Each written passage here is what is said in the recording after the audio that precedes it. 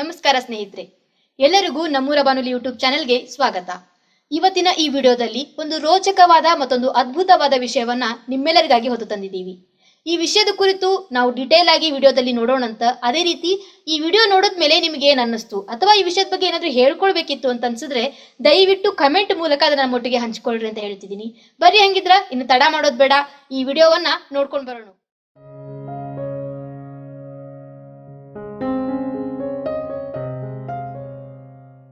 Hi, hello, ನಮಸ್ಕಾರ. ನೀವು ಕೇಳ್ತಿದ್ದೀರಾ ನಮ್ಮೂರ ಬಾನುಲಿ 90.8 ಕಮ್ಯುನಿಟಿ ರೇಡಿಯೋ ಸ್ಟೇಷನ್. ನಾನು ನಿಮ್ಮ ಕುಚಿಕು ಚೇತನ್.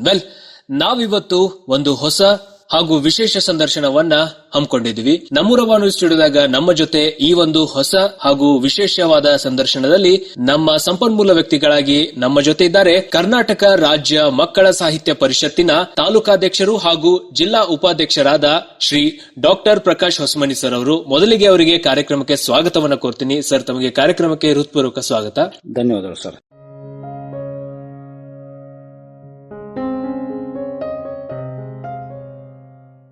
ಸರ್, ನಾವಿವತ್ತು ಕನ್ನಡ ಸಂಸ್ಕೃತಿ, ನೆಲ, ಜಲ, ಸಾಹಿತ್ಯದ ಬಗ್ಗೆ ಈ ಒಂದು ಸಂದರ್ಶನವನ್ನ ಹಮ್ಮಿಕೊಂಡಿದ್ದೀವಿ. ಮೊದಲಿಗೆ ಅದಕ್ಕೆ ಹೋಗೋಕ್ಕಿಂತ ಮುಂಚೆ ಯಾರು ಪ್ರಕಾಶ್ ಹೊಸಮನಿ ಅನ್ನೋದ್ರ ಬಗ್ಗೆ ನಮ್ಮ ಕೇಳುಗರಿಗೆ ಸಂಕ್ಷಿಪ್ತ ಮಾಹಿತಿಯನ್ನ ಒದಗಿಸಿಕೊಡ್ಬೇಕು ಸರ್. ಇವತ್ತು ಹುಕ್ಕೇರಿ ತಾಲೂಕಿನ ಕರಗುಪ್ಪಿ ಯಲ್ಲಾಪುರ ಗ್ರಾಮದಲ್ಲಿ ಗ್ರಾಮೀಣ ಪ್ರದೇಶದಲ್ಲಿ ನೆಲೆ ಊರಿದಂತ ನಮ್ಮೂರು ಬಾನುಲಿ ಕೇಂದ್ರದಲ್ಲಿ ಕನ್ನಡ ಸಂಸ್ಕೃತಿ ಮತ್ತು ಸಾಹಿತ್ಯದ ಕುರಿತು ವಿಶೇಷ ಸಂದರ್ಶನ ತೆಗೆದುಕೊಂಡು ತಾವು ನಮ್ಮ ಬೆಳಗಾವಿ ಜಿಲ್ಲೆ ಹಾಗೂ ಸುತ್ತಮುತ್ತ ಜಿಲ್ಲೆಗಳಲ್ಲಿ ತಾವು ಪ್ರಚಾರ ಮಾಡ್ತೇವೆ ತಂದ ಹೇಳಿದಾಗ ನಾನು ಒಪ್ಪಿಕೊಂಡು ಈ ಒಂದು ಕೇಂದ್ರಕ್ಕೆ ಈಗ ಆಗಮಿಸಿದ್ದೇನೆ. ನಾನು ಬೆಳಗಾವಿ ಜಿಲ್ಲೆ ಹುಕ್ಕೇರಿ ತಾಲೂಕಿನ ಸಿರಗಾಂವ್ ಗ್ರಾಮದಲ್ಲಿ 1970ರಲ್ಲಿ ಜನಿಸಿದೆನು. ನನ್ನ ಪೂರ್ಣ ಹೆಸರು ಪ್ರಕಾಶ್ ಅರ್ಜುನ್ ಹೊಸಮನಿ.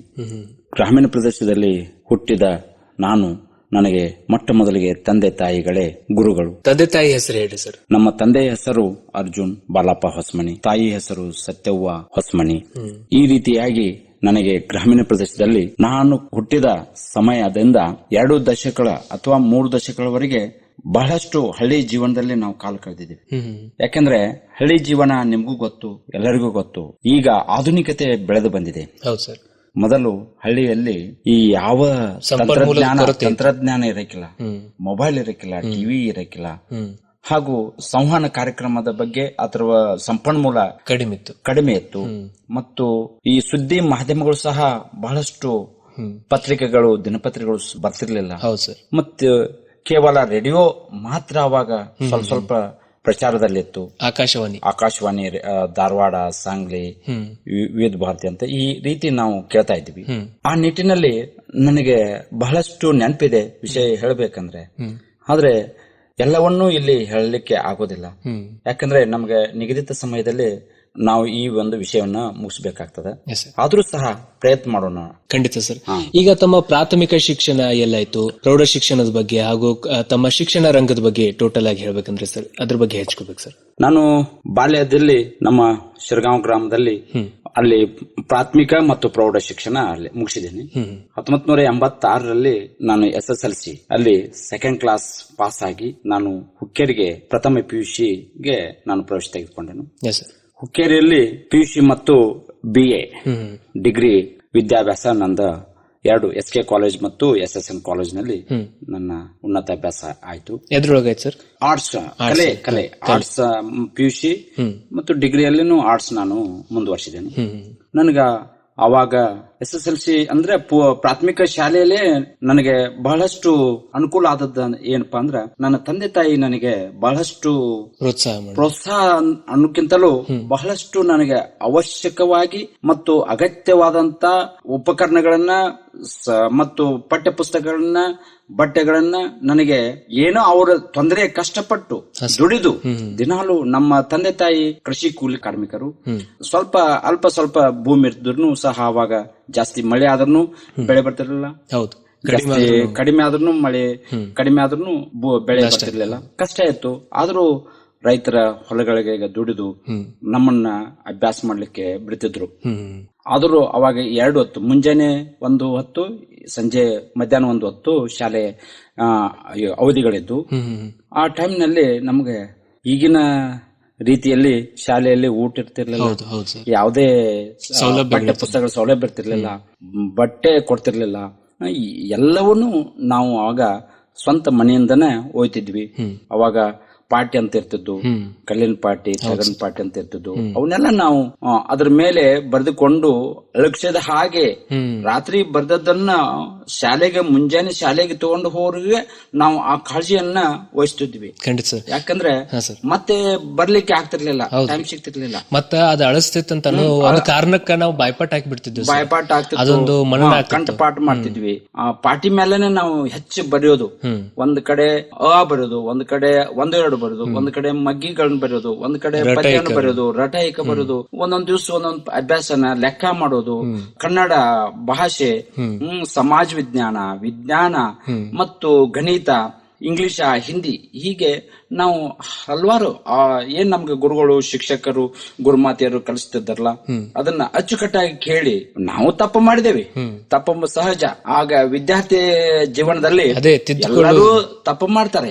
ಆದರೆ ಅದನ್ನ ತಿದ್ದುಕೊಂಡು ಹೋಗೋದು ನಮಗೆ ನಮ್ಮ ತಂದೆ ತಾಯಿಯವರು ನಮಗೆ ಸಂಸ್ಕೃತಿ ಮತ್ತು ಸಂಸ್ಕಾರನ ಕಲಿಸ್ತಿದ್ದರು. ಮನೆಯಲ್ಲಿದ್ದ ನಮ್ಮ ಪ್ರತಿ ನಮಗೆ ಒಳ್ಳೆಯದನ್ನ ಹೇಳ್ಕೊಡ್ತಿದ್ರು. ನೀವೆಲ್ಲ ಮುಂದೆ ದೊಡ್ಡವರಾಗಪ್ಪ ಕಲಿತು ಗುರುಗಳಿಗೆ, ನಿಮ್ಮ ಶಿಕ್ಷಕರಿಗೆ, ನಿಮ್ಮ ಅಕ್ಕವರಿಗೆ, ಅಕ್ಕವ್ರಂತಿರಾಗಲ್ಲ ಟೀಚರ್ಸ್ಗೆ, ಅಕ್ಕವ್ರಂತಿರು ಎಲ್ಲ ಹಳೆಯಲ್ಲಿ. ಆಮೇಲೆ ಸರ್ ಅಂತಿದ್ವಿ. ಮತ್ತ ಇಂಥದೆಲ್ಲ ಅವರು ಏನ್ ಮಾಡ್ತಿದ್ರು, ನಮ್ಮ ತಂದೆ ತಾಯಿಗಳು, ನಮ್ಮ ಅಜ್ಜ ಅಜ್ಜಿ, ಸಂಬಂಧಿಕರು. ಆಗ ಆ ಸಂಸ್ಕೃತಿ ಇತ್ತು. ಇನ್ನೊಬ್ಬರು ಹಿರಿಯರು ಏನ್ ಹೇಳ್ತಾರಲ್ಲ ಅದನ್ನ ಕೇಳ್ತಿದ್ವಿ. ಗೌರವ ಇತ್ತು ಹಿರಿಯರ ಮೇಲೆ, ತಂದೆ ತಾಯಿ ಮೇಲೆ. ಮತ್ತು ಸಮಾಜದ ಯಾರೇ ಇರ್ಲಿ, ಸಮುದಾಯದಲ್ಲಿ ಯಾರೇ ಇರ್ಲಿ, ಎಲ್ಲಾ ಸಮುದಾಯ ಇತ್ತು, ಎಲ್ಲಾ ಜಾತಿ ಇತ್ತು, ಎಲ್ಲಾ ಪಂಗಡ ಇತ್ತು. ಆದರೂ ಆ ಊರ ಸಮುದಾಯ ಅಂದಾಗ ಎಲ್ಲರೂ ಪರಸ್ಪರ ಸಂಪರ್ಕ, ನಿಕಟಪೂರ್ವಕವಾಗಿ ನಾವು ಹಬ್ಬ ಹರಿದಿನ ಮತ್ತು ಕಲೆ, ಸಂಗೀತ, ಕೇಳೋದು, ಹೇಳೋದು, ಹಾಡೋದು, ಕುಣಿಯೋದು, ಇವೆಲ್ಲ ಹಬ್ಬದ ಹರಿದಿನಗಳಲ್ಲಿ ನಾವು ಮಾಡ್ತಿದ್ವಿ ಒಂದಾಗಿ. ಮತ್ತೆ ನಮ್ದು ಶಿಕ್ಷಣ ಡಿಗ್ರಿ ಹುಕ್ಕೇರಿಯಲ್ಲಿ ಮುಗಿತು. ನನ್ನ ಕಲಿಸಿದ ಗುರುಗಳು ಈಗ ಸಾಕಷ್ಟು ದೊಡ್ಡ ವಿದ್ವಾಂಸರು, ಜನಪದ ವಿದ್ವಾಂಸರು, ಡಾಕ್ಟರ್ ರಾಜಶೇಖರ್ ಎಸ್ಟಿಂಗ್ ಸರ್ ಅಂತ ಹುಕ್ಕೇರಿಯಲ್ಲೇ ನೆಲೆಸಿದ್ದಾರೆ. ಈಗೂ ಇದ್ದಾರೆ ಅವರು. ಬಹಳಷ್ಟು ಅವ್ರ ಜೊತೆ ನನಗೆ ನಿಕಟ ಸಂಪರ್ಕ ಇದೆ. ಜೊತೆಗೆ ಬೇರೆ ಬೇರೆ ಪ್ರಿನ್ಸಿಪಾಲ್ರು, ನಮ್ ಕಲಿಸಿದಂತ ಗುರುಗಳು ಎಲ್ಲರೂ ಇದ್ದಾರೆ. ನನಗೆ ಎಲ್ಲಿ ಭೇಟಿ ಆಗ್ತಾರಲ್ಲ ಅಲ್ಲಿ ಅವ್ರಿಗೆ ನಮಸ್ಕಾರ ಮಾಡಿ ನಾನು ಅವರ ಬಗ್ಗೆ, ಆರೋಗ್ಯ ಕ್ಷೇಮದ ಬಗ್ಗೆ ಕೇಳ್ತೇನೆ. ನನ್ಗೆ ಯಾರೇ ಸಿಗ್ಲಿ, ಗುರುಗಳು ಅಷ್ಟೇ ಅಲ್ಲ, ನನಗೆ ಬೇರೆ ಯಾರ ಪರಿಚಯ ಆದವ್ರನ್ನು ನಾನು ಕರೆದು ಮಾತಾಡಿಸ್ತೀನಿ. ಅವ್ರ ಬಗ್ಗೆ ನಾನು ಆರೋಗ್ಯದ ಬಗ್ಗೆ ವಿಚಾರ ಮಾಡ್ತೀನಿ, ನನ್ನ ಬಗ್ಗೆ ಅವರು ವಿಚಾರ ಮಾಡ್ತಾರೆ. ಹೀಗೆ ನಾವು ಸಮಾಜದಲ್ಲಿ ಇರ್ಬೇಕಾದ್ರೆ ನಾವು ಒಬ್ಬರಿಗೆ ಹೊಂದಾಣಿಕೆ ಮನೋಭಾವನೆ ಇರಬೇಕು. ಮುಂದೆ ನಾನು ಡಿಗ್ರಿ ಆದ ನಂತರ 1993 ನಂದು ಡಿಗ್ರಿ ಮುಗಿತು. ಅಲ್ಲಿಂದ ನಾನು ಒಂದು ಹಿಡ್ಕಲ್ ಡ್ಯಾಮ್ ನಲ್ಲಿ ನಮ್ಮ ತಂದೆಯವರು ನನಗೆ ಒಂದು ಕೆಲಸ ಕೊಡ್ಸಿದ್ರು. ಬಿಲ್ಲಿ ಪರಿಚಯ ಇತ್ತು, ಕೆಲಸ ಕೊಡ್ಸಿದ್ರು. ಆ ಕೆಲಸ ಯಾವ್ದಪ್ಪ ಅಂದ್ರ, ಈಗ ಬೆಳಗಾವಿಗೆ ನೀರು ಹೋಗ್ತಾ ಇದೆಯಲ್ಲ, ಪೈಪ್ಲೈನ್ ನೀರು ಹೋಗ್ತದಲ್ಲ, ಆ ನೀರು ಕುಡಿಯುವ ಪೈಪ್ಲೈನ್ ಗ ಸಿಮೆಂಟ್ ಪೈಪ್ ಕಾರ್ಖಾನೆ ತಯಾರು ಮಾಡ್ತಿದ್ರು. ಇಲ್ಲೇ ರಾಘವೇಂದ್ರ ದರ್ಶಿನಿ ಮತ್ತು ಕರೆಮ್ಮನ ಗುಡಿ ಇದೆಲ್ಲ, ಹಿಡ್ಕಲ್ ಡ್ಯಾಮ್, ಅಲ್ಲಿ ದೊಡ್ಡ ಫ್ಯಾಕ್ಟರಿ ಇತ್ತು. ಅದು ಒಂದು ಕಂಪನಿ ಇತ್ತು, ಹುಬ್ಳಿ ಕಂಪನಿ. ಆ ಕಂಪನಿಯಲ್ಲಿ ನನಗೆ ತಾತ್ಕಾಲಿಕವಾಗಿ ಸುಮ್ನೆ ಕೂಡಿರಬಾರ್ದು, ಡಿಗ್ರಿ ಆಗಿದೆ ನನ್ನ ಮಗ ಅಂತಂದ ಒಬ್ಬರ ಮೂಲಕ ನನಗೆ ಅಲ್ಲಿ ಕೆಲಸ ಕೊಡ್ಸಿದ್ರು ನಮ್ಮ ತಂದೆಯವರು. ಅದು ಕೇವಲ ಆ ಟೈಮ್ ನಲ್ಲಿ ನನಗೆ ಎಷ್ಟಿತ್ತಪ್ಪ ಅಂದ್ರ ₹650 ಪೇಮೆಂಟ್ ಇತ್ತು. 1994ರಲ್ಲಿ ಆಗಸ್ಟ್ 24ಕ್ಕೆ ನಾನು ಇಲ್ಲಿ ಕೆಲಸ ಸೇರ್ಕೊಂಡೆ. ಜೊತೆಗೆ 6 ತಿಂಗಳಲ್ಲಿ ಕೆಲಸ ಮಾಡಿದೆ. ಯಾಕಂದ್ರೆ ಮುಂದೆ ನನಗೆ ಗೊತ್ತಿಲ್ಲ ಆತು. ಮತ್ತ ಅಲ್ಲಿ ಏನೈತೆ ಅಂದ್ರ ಬೇರೆ ಬೇರೆ ವಿಷಯಗಳನ್ನ ನಮಗ್ ಇಲ್ಲದೆ ಇದ್ದದಕ್ಕ ನಾವು ಅದನ್ನ ಬಿಟ್ಟಿವಿ. ನಾನು ಮತ್ತೆ ಬೇರೆ ಕೆಲಸ, ಸರ್ಕಾರಿ ಉದ್ಯೋಗ ಮತ್ತೆ ನಾನು ಹುಡುಕ್ಲಿಕ್ಕೆ ಪ್ರಾರಂಭ ಮಾಡಿದ್ದೆ. ಹಾಗೆ ಪೊಲೀಸ್ ಇಂಟರ್ವ್ಯೂ ಬಂತು, ಮತ್ತೆ ಕಂಡಕ್ಟರ್ ಇಂಟರ್ವ್ಯೂ ಬಂತು. ಹಾಗೆಲ್ಲ ಇಂಟರ್ವ್ಯೂ ಅಂತ ಕರ್ತಿದ್ರು. ಅದನ್ನ ನೋಡ್ಬೇಕಾದ್ರೆ ವರ್ಷ 2 ವರ್ಷದ ಕಾಯ್ತಿದ್ವಿ ನಾವು. ಎಂಪ್ಲಾಯ್ಮೆಂಟ್ ಆಫೀಸಿಗೆ ನಾವು ಹೆಸರು ಬೇಕಾಗ್ತಿತ್ತು, ನೋಂದಣಿ ಮಾಡ್ಬೇಕಾಗ್ತಿತ್ತು. ಹೀಗೆಲ್ಲ ಅವಾಗೆಲ್ಲ ಬಹಳ ಇತ್ತು, ವಿಷಯ ಬಹಳ ಇದೆ. ಎಲ್ಲವನ್ನೂ ಬಿಡಿಸಿ ಹೇಳಕ್ ಆಗಲ್ಲ ಸರಿ. ಹೀಗಾಗಿ ಅಲ್ಲಿ ನಾನು ಕೆಲಸ ಸೇರಿದ್ದು 6 ತಿಂಗಳು ಕೆಲಸ ಮಾಡಿದೆ. ಅದೇ ವರ್ಷ ನನಗೆ ಇದೇ ಹಿಡ್ಕಲ್ ಡ್ಯಾಮ್ ನಲ್ಲಿ ಶ್ರೀ ದೂದ್ನಾನ ಶಿಕ್ಷಣ ಸಂಸ್ಥೆ ಅಂತಂದ ಓಪನ್ ಆಗಿತ್ತು. 92ರಾಗ ಓಪನ್ ಆಗಿತ್ತು. ಅಲ್ಲೇ ಲೇಬರ್ ಕ್ಯಾಂಪ್ ನಲ್ಲಿ ಮೊದಲಿತ್ತು. ಈಗ ಹಿಡ್ಕಲ್ ಡ್ಯಾಮ್ ನಲ್ಲಿ ಇದೆ. ಆ ಡ್ಯಾಮ್ ನಲ್ಲಿ ಆ ಸ್ಕೂಲ್ ನಲ್ಲಿ ನನಗೆ ಕರೆದರು, ಶಿಕ್ಷಕರ ಆಗಿ ಕೆಲಸ ಮಾಡ್ರಿ ಅಂತಂದ್ ಕರೆದಾಗ ನಂದು ಏನು ಡಿ.ಎಡ್ ಆಗಿಲ್ಲ, ಟಿ.ಸಿ.ಎಚ್ ಆಗಿಲ್ಲ, ಬೇರೆ ಯಾವ್ದು ಕೋರ್ಸ್ ಆಗಿಲ್ಲ, ಮತ್ತೆ ನನ್ಗೆ ಹೆಂಗೆ ನೀವು ಶಿಕ್ಷಕರು ಹುದ್ದೆ ಕೊಡ್ತಾರೆ ಅಂತ ಅಂದಾಗ, ಇಲ್ಲ ನಮ್ದು ಇನ್ನೂ ಪರ್ಮಿಷನ್ ಸಿಕ್ಕಿಲ್ಲ, ನಾವು ಇನ್ನೂ ರಿಜಿಸ್ಟ್ರೇಷನ್ ಅಷ್ಟೇ ಮಾಡ್ತೇವೆ ನಮ್ಮ ಸಂಸ್ಥೆ, ಮುಂದೆ ನಿಮ್ಗೆ ನಾವು ಶಿಕ್ಷಕರ ತರಬೇತಿಗೆ ನಾವು ಕಳಿಸ್ಕೊಡ್ತೇವೆ ಬರ್ರಿ ಅಂತಂದ ಅಂದಾಗ ನಾನು ದೊಡ್ಡ ಮನಸ್ಸು ಮಾಡಿದೆ. ಯಾಕಂದ್ರೆ ನನಗೆ ಟಿ.ಸಿ.ಎಚ್ ನೌಕರಿ ಸಿಕ್ಕಿರ್ಕಿಲ್ಲ. ಇದು ತರಬೇತಿ ಮಾಡ್ಲಿಕ್ಕೆ ಫಸ್ಟ್ ಬೆಳಗಾವಿಯಲ್ಲಿ ನಾನು ಬೆನನ್ ಸ್ಮಿತ್ ಕಾಲೇಜ್ಗೆ ಅಡ್ಮಿಷನ್ ಕೇಳಕ್ ಹೋದೆ. ಅಡ್ಮಿಷನ್ ಸಿಕ್ತು. ಅಡ್ಮಿಷನ್ ಟಿ.ಸಿ.ಎಚ್ ಅಡ್ಮಿಷನ್ ಸಿಕ್ತು. ಯಾವಾಗ 93ರಲ್ಲಿ. ಆದ್ರೆ ಅವಾಗ ಏನಾಯ್ತು ಅಂದ್ರೆ ಅಡ್ಮಿಷನ್ ಸಿಕ್ತು, ಕಾಲೇಜ್ ಸಿಗ್ಲಿಲ್ಲ, ಹಾಸ್ಟೆಲ್ ಸಿಗ್ಲಿಲ್ಲ. ಹಿಂಗಾಗಿ ಅದನ್ನ ಬಿಟ್ಟೆ. ತರುವಾಯ ಇಲ್ಲಿ ಅಂಕಲಿಗೆ ಬಂದೆ, ಅಡಿಯಪ್ಪನ ಅಂಕಲಿಗೆ ಗೋಕಾಕ್ ತಾಲೂಕ. ಅಲ್ಲಿ ಬಂದೆ, ಅಲ್ಲಿ ಸೀಟ್ ಸಿಗ್ಲಿಲ್ಲ, ಅಡ್ಮಿಷನ್ ಸಿಗ್ಲಿಲ್ಲ. ಅದರ ನಂತರ ಮತ್ತೆ ನಮ್ಮ ಊರಿಗೆ ಹೋದೆ. ಊರಿಂದ ಅವಾಗ ಹೆಬ್ಬಾಳ್ಕೊಂತ ಇತ್ತು ಕೋತ್ ಕಾಲೇಜ್ ಅಂತ ಇತ್ತು. ಅಲ್ಲಿ ಕೇಳಕ್ ಹೋದೆ. ಅವತ್ತಿನ ದಿವಸ ಆಯ್ತು ನಾಳೆ ಬನ್ನಿ ಕೊಡ್ತೇವೆ ಅಂತಂದ್ ಹೇಳಿದ್ರು. ಮರ್ದಿವ್ಸ ಮತ್ತ ಅವತ್ತು ರಿಟರ್ನ್ ಮನಿಗ್ ಬಂದು ಮರ್ದಿವ್ಸ ಹೋದಾಗ ಕೇಳಿದ್ರ ಇಲ್ಲ MLA ಸೀಟ ಕೋಟಾ ಆಗೈತಿ, ಕೋಟಾ ಫುಲ್ ಆಗೈತಿ, ನಿಮ್ಗೆ ಸೀಟ್ ಸಿಗೋದಿಲ್ಲ ಅಂತ ಹೇಳಿದ್ರು. ಅವಾಗ ಮತ್ತೆ ಬೇಸರದಿಂದ ಬಂದ್ವಿ. ಆ ತರುವಾಯ ನಾವೇನಾಯ್ತಂದ್ರ ಅದು SSLC ಆದ ತಕ್ಷಣ ಅದನ್ನ ನಾವು ಕೇಳಕ್ ಹೋಗಿದ್ವಿ. 96ರಲ್ಲಿ ಕೇಳಕ್ ಹೋಗಿದ್ವಿ. ಅದು PUC ಡಿಗ್ರಿ ಮಾಡಿದ್ವಿ. ಅದು ಸಿಗ್ಲಾರ್ಕ ಸೀಟ್, ಟಿ.ಸಿ ಸಿಗ್ಲಾರ್ಕ. ಈಗ ನಾನು ಮತ್ತೆ ಹಿಡ್ಕಲ್ ಡ್ಯಾಮ್ ನಲ್ಲಿ ಏನು ಬಂದಾಗ 93ರಲ್ಲಿ ನಾನು ಹಾಗೆ ನೋಡ್ಕೊಂತಿದ್ದಾಗ ಇದು ದೂದ್ನಾನ ವಿಕಾಸ್ ಶಿಕ್ಷಣ ಸಂಸ್ಥೆಯ ಕೆಲವೊಬ್ಬ ಸದಸ್ಯರು ನನಗೆ ಅವಕಾಶ ಮಾಡಿಕೊಟ್ರು, ಅಪಾರ್ಟ್ಮೆಂಟ್ ಮಾಡಿಕೊಟ್ರು. ಕೆಲವೊಂದು ಅವ್ರ ನೇಮ್ಗಳು ನಮ್ಮ ನೇಮ್ಗಳು ಮಾತಾಡಿ ಹೋದ್ವಿ. ಅಲ್ಲಿ ಸೇರ್ಕೊಂಡೆ ನಾನು 93ರಿಂದ ಅಲ್ಲೇ ಸೇರ್ಕೊಂಡೆ. 94ರಲ್ಲಿ ಸೇರ್ಕೊಂಡೆ. 94ರಿಂದ ಆ ನಂತರ ನನಗೆ ಅಲ್ಲಿ ಕೆಲಸ ಮಾಡುವಾಗ ನನಗೆ ಟಿ.ಸಿ.ಎಚ್ ಅಂತಂದ್ರ ಅವಾಗ ಬುದ್ಧಿಮಾನ್ಯ ಮಕ್ಕಳ ಪರ್ಮಿಷನ್ ಸಿಕ್ತು 96ರಲ್ಲಿ, 97ರಲ್ಲಿ. 94ರಿಂದ 95, 96 ನಾವು ಹಾಗೆ ದುಡ್ದಿವಿ. ಇನ್ನು ಮುಂದೆ ಹಾಗೆ ದುಡ್ದಿವಿ. 97ರ ಪರ್ಮಿಷನ್ ಸಿಕ್ತು. ಆ ಪರ್ಮಿಷನ್ ಕಂಡೀಷನ್ ಏನಿತ್ತು ಅಂದ್ರ ಈ ಬುದ್ಧಿಮಾನ್ಯ ಮಕ್ಕಳ ಶಾಲೆಗೆ ಶಿಕ್ಷಕರಾಗಬೇಕಾದ್ರೆ ವಿಶೇಷ ಡಿ.ಇ.ಡಿ ಮಾಡ್ಕೋಬೇಕು, ಸ್ಪೆಷಲ್ ಡಿ.ಎಡ್ ಅಂತ ಮಾಡ್ಕೋಬೇಕು ಅಂತ ಹೇಳಿದಾಗ ಅದು ಆದೇಶ ಆಯ್ತು. ನಿರ್ದೇಶಕರು, ಬೆಂಗಳೂರು ನಿರ್ದೇಶಕರು ಆದೇಶ ಆಯ್ತು. ಆ ಪ್ರಕಾರ ನಾನು ಏನ್ ಮಾಡಿದೆ ಅಂದ್ರ ನಮ್ಮ ಸಂಸ್ಥೆಯ ಕಮಿಟಿ ಅವರು ಹೇಳಿದ್ರು. ಆ ತರುವಾಯ 97 ಮಾರ್ಚ್ ಒಳಗೆ ನಾನು ಅರ್ಜಿ ಹಾಕಿದೆ. ಎಲ್ಲಿ doctor TMA Pai college of education Kunjibettu ಅಂತ ಅಲ್ಲಿ ದೊಡ್ಡ ಕಾಲೇಜ್ ಇದೆ, ಇನ್ಸ್ಟಿಟ್ಯೂಟ್. ಅಲ್ಲೇ ಅರ್ಜಿ ಹಾಕಿದೆ. ನನಗೆ ಅಡ್ಮಿಷನ್ ಸಿಕ್ತು.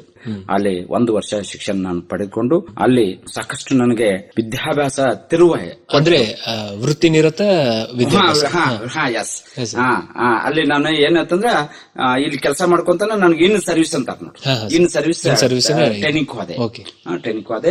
ಅಲ್ಲಿ ನನಗೆ ಸಾಕಷ್ಟು ವಿದ್ಯಾಭ್ಯಾಸ ಮಾಡುವಾಗ ಬಹಳಷ್ಟು ತೊಂದರೆನಾಯ್ತು, ಕಷ್ಟ ಆಯ್ತು, ಆರ್ಥಿಕ ತೊಂದರೆ ಆಯ್ತು.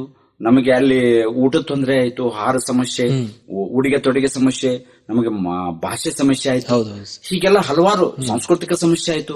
ಹೀಗೆಲ್ಲ ಅದರ ಜೊತೆಗೆ ನಾವು ಹೊಂದಿಕೊಂಡು ನಮ್ಮ ಶಿಕ್ಷಣವನ್ನು, ವಿಶೇಷ ಡಿ.ಇ.ಡಿ ವಿಶೇಷ ಶಿಕ್ಷಣವನ್ನು ಮುಗಿಸೋದ್ರೊಳಗೆ ನನಗೆ ಅಲ್ಲಿ ದಿನಾಲು ಏನ್ ಮಾಡ್ತಿದ್ದೆ ಅಂದ್ರೆ ಗ್ರಂಥಾಲಯದಲ್ಲಿ ಸೂಟಿ ಇದ್ದಾಗ ಗ್ರಂಥಾಲಯದಲ್ಲಿ ಮ್ಯಾಲ ಹೋಗಿ ಕೂತು ನಾನು ಅಭ್ಯಾಸ ಮಾಡ್ತಿದ್ದೆ, ಅಧ್ಯಯನ ಮಾಡ್ತಿದ್ದೆ ಬಿಡುವ ಸಮಯದಲ್ಲಿ. ಆ ಒಂದು ನಿಟ್ಟಿನಲ್ಲಿ ನನಗೆ ಬಹಳಷ್ಟು ಅಲ್ಲಿ ಸಹಕಾರಿ ಆಯಿತು. ಆ ಒಂದು ವಿದ್ಯಾಭ್ಯಾಸ ಮಾಡುವಾಗ ಉಡುಪಿಯಲ್ಲಿ ಅಲ್ಲಿ ನನಗೆ ಕಾರ್ಯಕ್ರಮಕ್ಕೆ ಒಬ್ರು ಡಾಕ್ಟರ್ ಶಿವರಾಮ್ ಕಾರಂತ್ ಅವರು ದೊಡ್ಡ ಸಾಹಿತಿಗಳು, ಜ್ಞಾನಪೀಠ ಪ್ರಶಸ್ತಿ ಪುರಸ್ಕೃತರು. ಅವರು ನಮ್ಮ ಆ ಅಭ್ಯಾಸ ಮಾಡುವಾಗ ಅದೇ ಕಾಲೇಜ್ಗೆ ಗೆಸ್ಟ್ ಆಗಿ ಬಂದಿದ್ರು, ಉದ್ಘಾಟಕರಾಗಿನೂ ಅಥವಾ ಮುಖ್ಯ ಅತಿಥಿಗಳಾಗಿ ಬಂದಿದ್ರು. ಅವಾಗ ಅವ್ರನ್ನ ಕಣ್ತುಂಬಿ ನೋಡಿದೆ. ಅಂದ್ರ ಜ್ಞಾನಪೀಠ ಪ್ರಶಸ್ತಿ ಪುರಸ್ಕೃತರು ಅನ್ನೋದನ್ನ ನಾವು ಕೇಳ್ತಿದ್ವಿ ಅಷ್ಟೇ, ಸಾಹಿತಿಗಳನ್ನ ನೋಡಿರ್ಲಿಲ್ಲ. ಇಲ್ಲಿ ಹಳ್ಳಿಯಾಗಿರೋರು ನಾವು ನೋಡಿರ್ಲಿಲ್ಲ. ಅವಾಗ ನೋಡಿದೆ, ಅವರು ವಿಷಯ ಕೇಳಿದೆ. ಮತ್ತೆ ನಮ್ಗೆ ಕಾಲೇಜಿನ ಪ್ರಿನ್ಸಿಪಾಲ್ರು ದೊಡ್ಡ ಸಾಹಿತಿಗಳು, ಪ್ರಿನ್ಸಿಪಾಲ್ ಅವರು ಹೆಬ್ಬಾರರು, ಮಹಾಬಲೇಶ್ವರಿ ಹೆಬ್ಬಾರ ತಂದಿದ್ರು. ಅವರು ಬಹಳಷ್ಟು ಶಿಕ್ಷಣ ಓದಿದವರು, MA MEd ಮಾಡಿದವರು, ಡಾಕ್ಟರೇಟ್ ಮಾಡಿದವರು. ಹೀಗೆಲ್ಲ ನನಗೆ ಅಲ್ಲಿ ಸಾಹಿತ್ಯಿಕವಾಗಿ, ಸಾಂಸ್ಕೃತಿಕವಾಗಿ ಬೆಳಲಿಕ್ಕೆ ಸಾಧ್ಯವಾಯಿತು. ಶಿಕ್ಷಣ ಮುಗಿಸಿದೆ, 98 ಮುಗಿಸಿದೆ. ಬಂದು ನಾನು ಹಿಡ್ಕಲ್ ಡ್ಯಾಮ್ಗೆ ಬಂದು ಮತ್ತೆ ರೀಜಾಯಿನ್ ಆಗಿ ನನ್ನ ಶಿಕ್ಷಣ ಮತ್ತು ನನ್ನ ಶಿಕ್ಷಕ ಹುದ್ದೆಯ ವೃತ್ತಿಯನ್ನು ಪ್ರಾರಂಭ ಮಾಡಿ ಬುದ್ಧಿಮಾಂದ್ಯ ಮಕ್ಕಳಿಗೆ ಪ್ರತಿ ಏನು ಅದು ನಾವು ಕಲಿಸುವ ಜೊತೆಗೆ ನಮ್ಮ ವೃತ್ತಿಯನ್ನ ಪ್ರಾರಂಭ ಮಾಡಿ ಅಲ್ಲಿ ಮಕ್ಕಳಿಗೆ ಕಲೆ, ಸಂಸ್ಕೃತಿ, ಸಾಹಿತ್ಯ ಮತ್ತು ಪಾಠ, ಆಟ ಪಾಠ ಜೊತೆಗೆ ನಾವು ಆ ಮಕ್ಕಳಿಗೆ ಕ್ರೀಡೆ ಮತ್ತು ನೃತ್ಯ, ಕ್ರೀಡೆ ಇವನ್ನೆಲ್ಲ ಮಾಡೋದ್ರ ಜೊತೆಗೆ ಪ್ರತಿ ವರ್ಷ ನಾವು ಬೆಂಗಳೂರು ಹೋಗೋದು ಮಾಡೋದು, ಈ ಬೆಳಗಾವಿ ಹೋಗೋದು, ಇವೆಲ್ಲವನ್ನು ಮಾಡ್ತಾ ಮಾಡ್ತಾ ನನಗೆ ಇದು ರೂಢಿ ಆಯ್ತು. ಖಂಡಿತ ಸರ್. ಈಗ ನಾನು ನೆಕ್ಸ್ಟ್ ಅದನ್ನೇ ಕೇಳ್ಬೇಕಂತಿದ್ದೆ ಸರ್. ಈಗ ಸಾಹಿತ್ಯದ ಅಭಿರುಚಿ ಹೆಂಗ್ ಬಂತಂತ, ನೀವು ಚಿಕ್ಕವರಿದ್ದಾಗಿಂದಲೇ ನಿಮ್ಮ ಮನೆಯವರಿಂದನೂ ಸಪೋರ್ಟ್ ಇತ್ತು ಅಂತ ಹೇಳಿದ್ರಿ. ಜೊತೆಗೆ ಈಗ ಉಡುಪಿಯಲ್ಲಿ ಅಲ್ಲಿ ಎಲ್ಲ ನೀವು ಸಾಹಿತ್ಯ ದಿಗ್ಗಜರನ್ನೆಲ್ಲ ಕಣ್ತುಂಬ್ಕೊಂಡ್ರಿ. ಆಮೇಲೆ ಅಲ್ಲಿ ನೀವು ಸಾಹಿತ್ಯವನ್ನ ಸಾಕಷ್ಟು ಓದಿ ತಿಳ್ಕೊಂಡ್ರಿ. ಜೊತೆಗೆ ಈ ವಿಶೇಷ ಚೇತನ ಮಕ್ಕಳೊಂದಿಗೆ ಬೆರೆತು ಅವರಿಗೂ ಸಹ ಕಲಿಸೋದ್ರಲ್ಲಿ ನೀವು ಸಹ ಕಲಿತ್ರಿ ಅಂತೆಲ್ಲ ಹೇಳಿದ್ರಿ. ಈಗ ನಮ್ಮ ಈಗಿನ ಹುಡುಗರಿಗೆ ಹೇಳ್ಬೇಕಂದ್ರೆ ಸರ್, ಸಾಹಿತ್ಯ ಎಂದ್ರೇನು, ಅವ್ರಿಗೆ ಏನ್ ಹೇಳ್ತೀರಿ ಸರ್? ಸಾಹಿತ್ಯ ಅಂದ್ರೆ ಏನು ಅಂತ. ಈಗ ನನಗೆ ಸಾಹಿತ್ಯದ ಅಭಿರುಚಿ ಹುಟ್ಟಿದ್ದು ಮತ್ತೆ ಜಾನಪದ ಕಲೆ ಮತ್ತು ಕಲೆ, ಸಂಸ್ಕೃತಿ ಇವೆಲ್ಲ ಮೂಡಿದ್ದು ನಾನು ಮೊದಲೇ ಹೇಳ್ದಂಗೆ ನಮ್ಮ ಮನೆಯಿಂದಲೇ ಶುರುವಾಗಿತ್ತು. ನಮ್ಮ ತಂದೆಯನ್ನು ಅವರು ಕಲೆ ಇತ್ತು ಅವರಲ್ಲಿ, ಅವರು ನಾಟಕ ಮಾಡ್ತಿದ್ರು. ನಮ್ಮ ತಂದೆಯವರು ಅವೆಲ್ಲ ಏನು ದೊಡ್ಡಾಟ ಅಂತ ಅಂತಿರು, ಸಣ್ಣಾಟ ಅಂತಿರು, ಬಯಲಾಟ ಅಂತಿರು. ದೊಡ್ಡ ಪಾತ್ರ ಮಾಡ್ತಿದ್ರು ಅವರು, ರಾಜ ಮಹಾರಾಜ ಪಾಠ ಮತ್ತು ರಾಕ್ಷಸ ಪಾತ್ರ ಇವೆಲ್ಲ ಮಾಡ್ತಿದ್ರು. ಅದ್ರ ಜೊತೆಗೆ ಹಳ್ಳಿ ಊರಾಗ ಇವೆಲ್ಲ ಹೇಳಿಲ್ಲ. ಅವಾಗ ಮಾಧ್ಯಮ ಯಾವ ಇರಕ್ಕಿಲ್ಲ, ಟಿವಿ ಮನರಂಜನೆ ಇರಕ್ಕಿಲ್ಲ, ರೇಡಿಯೋ ಎಲ್ಲೇ ಒಂದೊಂದು ಇರ್ತಿತ್ತು, ಅದ ಕೇಳೋದಷ್ಟ ನೋಡಕ್ಕಿರ್ತಿರ್ಲಿಲ್ಲ. ಮತ್ತೆ ಈಗ ರೈತರು, ಕೂಲಿ ಕಾರ್ಮಿಕರು ಜನ ಊರಲ್ಲಿ ಏನೂ ಇಲ್ಲ ಅಂದಾಗ ಅವ್ರಿಗೆ ಏನಾಗ್ಬೇಕಾಯ್ತಂದ್ರ ಪುಸ್ತಕ ಓದೋದು ಕಡಿಮೆ ಇತ್ತು. ಅವಾಗ ಶಿಕ್ಷಣ ಕಡಿಮೆ ಇತ್ತು. ನಾವು ಸಣ್ಣವರಿದ್ದಾಗ ಶಿಕ್ಷಣ ಕಡಿಮೆ ಇತ್ತು. ಎಲ್ಲಾರು ಓದಿರ್ಕಿಲ್ಲ, ಮೊದ್ಲೇನಾದ್ರು ಓದಿರ್ಲಿಲ್ಲ. ನಮ್ ತಂದೆಯವರು ಓದಿರ್ಲಿಲ್ಲ. ಎಷ್ಟೋ ಒಂದನೇತಿಗೆ ಹೋದ್ರೆ ಬಿಟ್ಟು ಬಿಡೋದು. ಹೀಗಾಗಿ ನಮ್ ತಂದೆಯವರು ಈ ನಾಟಕದ ಜೊತೆಗೆ ಡೊಳ್ಳಿನ ಹಾಡು, ಭಜನೆ ಮತ್ತು ಇದು ಸರ್ಕಸ್ ಮಾಡ್ತಿದ್ರು. ಸರ್ಕಸ್ ಅಂದ್ರೆ ಈ ಶ್ರಮ, ಸಾಹಸ, ಶಕ್ತಿ ಪ್ರದರ್ಶನ ಮಾಡ್ತಿದ್ರು.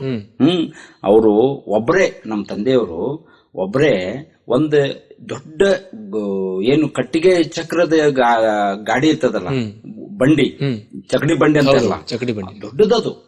ಈಗಿನೂ ಅಲ್ಲ,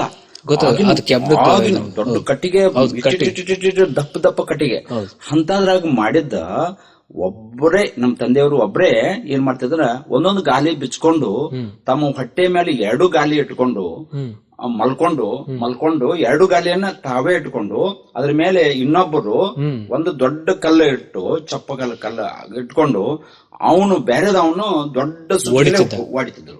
ನೀವು ನೋಡಿದಿರಿ, ಹೊಡಿತಿದ್ರು. ಅಲ್ಲಿವರೆಗೆ ಅವ್ರು ಏನ್ ಮಾಡ್ತಿದ್ರು, ಶಕ್ತಿ ಮತ್ತು ಉಸಿರು, ಜೀವಕ್ಕ ಹಾನಿ ಆಗ್ಬಾರ್ದಲ್ಲ, ಪ್ರಾಣ ಹೋಗ್ಬಾರ್ದಲ್ಲ, ಹಾಗೆ ಉಸಿರನ್ನು ಗಟ್ಟಿ ಹಿಡಿದು ಏನ್ ಮಾಡ್ತಿದ್ರು, ಶಕ್ತಿ ಪ್ರದರ್ಶನ ಮಾಡ್ತಿದ್ರು. ಅದಕ್ಕೆಲ್ಲ ಸರ್ಕಸ್ ಅಂತಾರು, ಸರ್ಕಸ್, ಸಾಹಸ ಶಕ್ತಿ ಪ್ರದರ್ಶನ ಅಂತಾರು. ಇಂಥವನ್ನೆಲ್ಲ ಮಾಡ್ತಿದ್ರು. ಮತ್ತು ಅದು ಜಾನಪದ ಕಲೆ. ಮತ್ತೆ ನಮ್ಮ ತಾಯಿಯವರು ಸಹ ಜನಪದ ಕಲೆಗಳನ್ನ ಮತ್ತು ಈ ಸೋಬಾನ ಪದ, ಬೀಸುಕಲ್ಲಿನ ಪದ ಮತ್ತು ಮದುವೆಯ ಭಕ್ತಿ ಗೀತೆಗಳನ್ನ ಇವರು ನಮ್ಮ ಅಜ್ಜಿಯಿಂದ ಬಂದಿತ್ತು. ನಮ್ಮ ತಾಯಿಯ ತಾಯಿ ಮತ್ತು ನಮ್ಮ ತಂದೆಯ ತಾಯಿ ಇವರೆಲ್ಲ ಹಾಡ್ತಿದ್ರು. ನಮ್ಮ ತಂದೆಯ ಅಕ್ಕಂದಿರು ಇಬ್ಬರಿದ್ರು, ಅವರೇ ನಮ್ಮ ತಾಯಿಯ ಅಕ್ಕ. ಹೀಗೆಲ್ಲ ಅವರು ಎಲ್ಲ ನಮ್ಮ ಅಜ್ಜಿಯರು ಸೋಪಾನ ಪದ ಇವನ್ನೆಲ್ಲ ಪ್ರತಿ ದಿವಸ ಬೆಳಿಗ್ಗೆ ಎದ್ದು ಕೂಡಲೇ 3 ಗಂಟೆಗೆ ಎದ್ದು ಕೂಡಲೇ ಅವ್ರದ್ದು ಅದೇ ಹಾಡುತನ ಬೀಸೋದು, ಹಾಡುತನ ಕೊಟ್ಟೋದು. ಹಾಡುತನ ಅಂದ್ರೆ ಏನು ಇದೆಯಲ್ಲ, ಆ ಒಂದು ಏನು ನಿರಂತರವಾದಂತ ಆಲಿಕೆ ಮತ್ತು ಕೇಳೋದು, ನೋಡೋದ್ರಿಂದ ಮತ್ತು ಅದು ವಂಶವಾಹಿನಿ, ರಕ್ತ ಪರಂಪರೆಯಿಂದ ನಮ್ಗೆ ಅದು ಒಂದ್ ಸ್ವಲ್ಪ, ಅದು ಒಂದು 10-20% ನಮಗ್ ಬಂದಿತ್ತು ಅಂತ ನಾನು ಹೇಳಿಕ್ಕೆ ಇಷ್ಟಪಡ್ತಾ ಇದ್ದೀನಿ. ತಾವು ಕೇಳಿದ ಹಾಗೆ ಕನ್ನಡ ಸಾಹಿತ್ಯ ಮೊಟ್ಟ ಮೊದಲಿಗೆ ಬಹಳ ದೊಡ್ಡ ಸಾಹಿತ್ಯ ಇದೆ. ಅದಕ್ಕೆ ದೊಡ್ಡ ಪರಂಪರೆನೇ ಇದೆ. ಇದು ಮೂಲ ಸಾಹಿತ್ಯ ಹುಟ್ಟಿದ್ದು ಜನಪದ ಸಾಹಿತ್ಯದಿಂದ. ಸಾಹಿತ್ಯ ಗ್ರಾಮೀಣದಿಂದನೇ ಬಂದಿದೆ ಸರ್. ಗ್ರಾಮೀಣ ಭಾಗದ ಜನಪದ ಸಾಹಿತ್ಯದಿಂದ ಹುಟ್ಟಿದೆ. ಜನಪದ ಅಂದ್ರೆ ಏನಪ್ಪಾ ಅಂದ್ರ ಜನರಿಂದ, ಜನರಿಗಾಗಿ, ಜನರಿಗೋಸ್ಕರ ಸ್ವಂತ ತಾವು ಹಾಡುವ ಪದ್ಯಗಳೇ ಜನಪದಗಳಾಗಿ ಮುಂದುವರೆದವು. ಅದರಲ್ಲಿ ಹಲವಾರು ಪ್ರಕಾರ ಅದಾವ.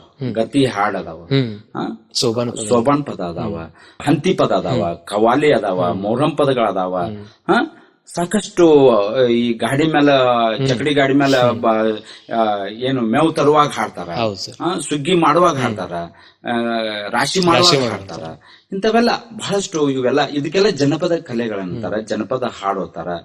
ಇವೆಲ್ಲ ಜನಪದ ಕಲೆಗಳು. ಹೀಗಾಗಿ ಸಾಹಿತ್ಯ ಭಾಷೆಯ ಮೂಲಕ, ಕನ್ನಡ ಭಾಷೆಯ ಮೂಲಕ ನಮಗೆ ಭಾವನೆ ಮತ್ತು ತರ್ಕ, ಶಿಕ್ಷಣ, ಸಂವಹನ ಮತ್ತು ನಮಗೆ ಆಚರಣೆ ಇವನ್ನೆಲ್ಲ ಮಾಡ್ಲಿಕ್ಕೆ ಕಲಿಸಿದ್ದ ಸಾಹಿತ್ಯ. ಇದು ಶಿಕ್ಷಣದ ಒಂದು ಭಾಗ. ಶಿಕ್ಷಣದಿಂದಲೇ ಸಾಹಿತ್ಯ ಹುಟ್ಟಿದೆ. ಅದಕ್ಕ ಶಿಕ್ಷಣದಿಂದಲೇ ನಾವು ಏನ್ ಮಾಡಿದ್ವಿ, ಸಾಹಿತ್ಯ ನಾವು ತಿಳ್ಕೊಂಡಿವಿ. ಆದ್ರೆ ಮತ್ತೆ ಸಾಹಿತ್ಯ ಇಲ್ಲದೆ ಶಿಕ್ಷಣ ಇಲ್ಲ. ಅದಕ್ಕ ಶಿಕ್ಷಣ ಮತ್ತು ಸಾಹಿತ್ಯ ಒಂದು ನಾಣ್ಯದ ಎರಡು ಮುಖಗಳಿದ್ದಂತೆ ನನ್ನ ಅಭಿಪ್ರಾಯ.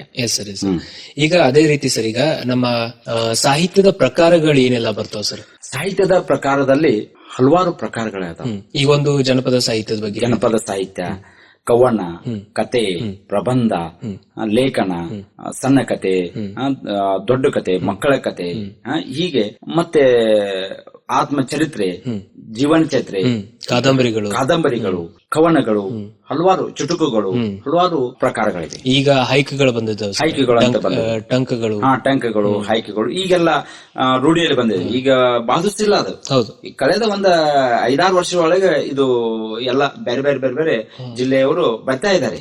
ಜಾಸ್ತಿ ಇಲ್ಲ ಅದು. ಕನ್ನಡಕ್ಕೆ ಅದು ಎರವಲಾಗಿ ತಗೊಂಡಿದ್ದಾರೆ. ಬೇರೆ ಬೇರೆ ಭಾಷೆಯಿಂದ ಬಂದಿರ್ತಾವ. ಅವನ್ನ ಓದಿದವ್ರು ಏನ್ ಮಾಡ್ತಾರ, ತಮ್ಮ ಒಂದು ಸ್ವ ಇಚ್ಛೆಯಿಂದ, ಆಸಕ್ತಿಯಿಂದ ತಮ್ಮ ಒಂದು ಭಾವನೆಗಳನ್ನ ಅದ್ರ ಮೂಲಕ ಸಾಹಿತ್ಯವನ್ನ ತಿಳಿಸ್ಕೊಡ್ತಾ ಇದ್ದಾರೆ. ಈಗ ಕನ್ನಡ ನಮ್ಮ ಸಂಸ್ಕೃತಿ ಆಗಿರ್ಬೋದು ಹಾಗೂ ಅದರ ಪ್ರಕಾರಗಳು ಯಾವ್ಯಾವು, ಅದ್ರ ಉದ್ದೇಶದ ಬಗ್ಗೆ ನಮ್ಮ ಕೇಳುಗರಿಗೆ ತಿಳಿಸ್ಕೊಡ್ಬೇಕು ಸರ್. ಈಗ ಸಾಹಿತ್ಯ ಅಂತ ನೀವು ಕೇಳಿದ್ರಿ. ಸಾಹಿತ್ಯ ಇದು ಮಾನವೀಯತೆಯ ಮೂಲ ಮತ್ತು ಸಂಸ್ಕೃತಿ ಮೂಲದಿಂದ ಸಾಹಿತ್ಯ ನಾವು ಕಲಿಕೋಬೇಕಾಗ್ತದೆ. ಮುಖ್ಯವಾಗಿ ಸಂಸ್ಕೃತಿ ಅಂದ್ರ ನಾವು ಪ್ರತಿ ದಿವಸ ನಾವ್ ಏನ್ ಮಾಡ್ತೇವೆ ಇಲ್ಲ ಪದ್ಧತಿಗಳನ್ನ, ನಾವು ಆಡುವ ಭಾಷೆ, ನಾವು ಉಡುವ ಉಡುಗೆ ತೊಡುಗೆ, ವೇಷಭೂಷಣ, ಆಹಾರ ಪದ್ಧತಿ, ನಾವು ಮಾಡುವಂತ ಹಾಡು, ಜನಪದ ಕಲೆ, ಇವೆಲ್ಲವೂ ಏನೈತಂದ್ರ ಸಂಸ್ಕೃತಿ ಮತ್ತು ಸಾಹಿತ್ಯದ ಪ್ರಕಾರಗಳಾಗಿವೆ. ಜೊತೆಗೆ ನಾವು ಸಾಹಿತ್ಯದ ಉದ್ದೇಶ ಏನಪ್ಪಾ ಅಂದ್ರ ಒಬ್ಬ ಮನುಷ್ಯನಿಗೆ ಶಿಕ್ಷಣವನ್ನ ಕಲಿಸ್ಕೊಡ್ತದೆ ಸಾಹಿತ್ಯ. ಹೆಚ್ಚಿನ ವಿದ್ಯಾಭ್ಯಾಸ ಕಲಿಸ್ಕೊಡ್ತದೆ ಮತ್ತು ಮನಸ್ಸಿಗೆ ಮುದ ನೀಡುತ್ತದೆ ಸಾಹಿತ್ಯ. ಮತ್ತ ಇನ್ನಷ್ಟು ಬರಿಬೇಕನ್ನ ಹಂಬಲ ಮೂಡ್ತದ. ಜೊತೆಗೆ ಶಿಕ್ಷಣವನ್ನು ಕಲಿಸ್ಕೊಡ್ತದೆ, ಪ್ರೇರಣೆ ನೀಡ್ತದೆ. ಇನ್ನೊಬ್ಬರಿಗೆ ಸಾಹಿತ್ಯ ಬೆಳೆಸಬೇಕು, ಅವರಿಗೆ ಕಲಿಸಬೇಕನ್ನೋದು ಪ್ರೇರಣೆ ನೀಡ್ತದೆ. ಮತ್ತು ಸಮಾಜ ಮತ್ತು ಸಂಸ್ಕೃತಿ ಬಿಂಬಿಸ್ತದ. ಎರಡನ್ನ ಒಟ್ಟಿಗೆ ಮಾಡಿಸ್ತದ.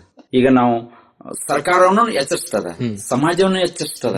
ಮತ್ತು ಈ ಟೀಕೆ ಟಿಪ್ಪಣಿಗಳ ಮೂಲಕ ನಾವು ಸರ್ಕಾರದ ಕೆಲವೊಂದು ಆಗು ಹೋಗುಗಳ ಬಗ್ಗೆನೂ ನಾವು ಎಚ್ಚರಿಸಿ ಆ ಕೆಲಸ ಮಾಡಿಸ್ಕೋಬಹುದು. ಸಾಹಿತ್ಯದ ಮೂಲಕ, ಕವನದ ಮೂಲಕ, ಕಥೆಯ ಮೂಲಕ, ಲೇಖನಗಳ ಮೂಲಕ, ಪ್ರಬಂಧಗಳ ಮೂಲಕ ನಾವು ಸರ್ಕಾರ ಮತ್ತು ಸಮಾಜಕ್ಕನ್ನ ಎಚ್ಚರಿಕೆ ಒಂದು ಕೈಗನ್ನಡಿಯಾಗಿ ಅದು ನಮಗ್ ಕೆಲಸ ಮಾಡ್ತದೆ.